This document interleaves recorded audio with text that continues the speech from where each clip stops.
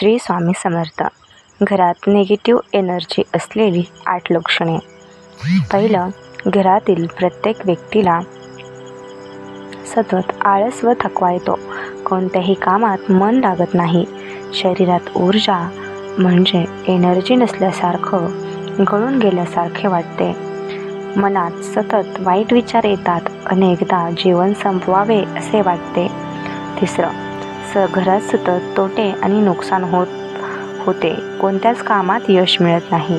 चौथं, घरातील साहित्य सतत तुटफूट. टीव्ही, फ्रीज, वॉशिंग मशीन, मिक्सरची इलेक्ट्रॉनिक साधने वारंवार खराब होतात.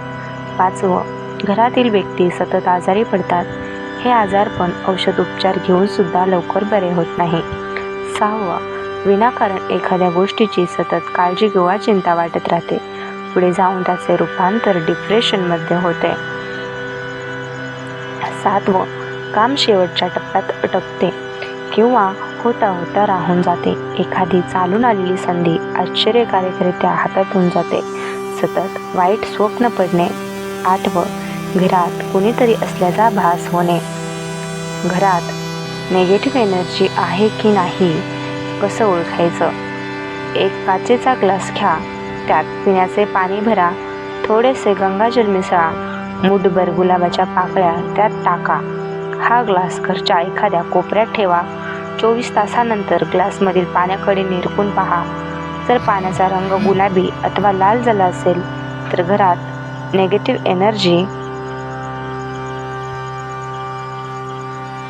आहे. पाण्याचा रंग जितका गडद असेल तितकी निगेटिव्ह एनर्जी जास्त आहे. आणि रंग न बदलल्यास कारणे वेगळी असू शकतात. निगेटिव्ह एनर्जी घालवण्याचे उपाय. घराचा मुख्य दरवाजा नेहमी स्वच्छ ठेवा. फरशी पुसण्याच्या पाण्यात चमचाभर खडे मीठ टाकून फरशी पुसा. खडे मीठ म्हणजे मोठे मीठ. गुरुवारी हा उपाय करू नये, कारण निगेटिव्ह एनर्जीचा त्रास होत असलेल्या व्यक्तीला लहान मोहरीचे दाणे, लाल मिरची आणि मिठाने नजर उतरावा. या तिन्ही वस्तू आपल्या घरात एकत्रित घेऊन 3 वेळा उतरवा. किचनमध्ये लाल कपड्यात 1.25 किलो मीठ बांधून ठेवा.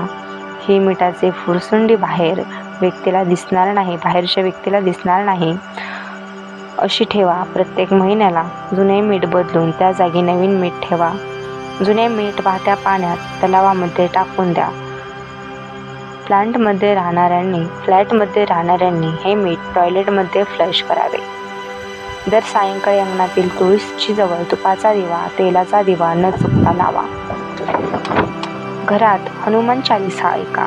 अमावास्या पौर्णिमेला घराच्या मुख्य दरवाजाजवळ सांजेवेळी दोन्ही बाजूने दिवे प्रज्वलित करा. व्हिडिओ आवडला असेल तर व्हिडिओला लाईक करा आणि जास्तीत जास्त शेअर करा. तसेच आमच्या चॅनलला सबस्क्राईब करा.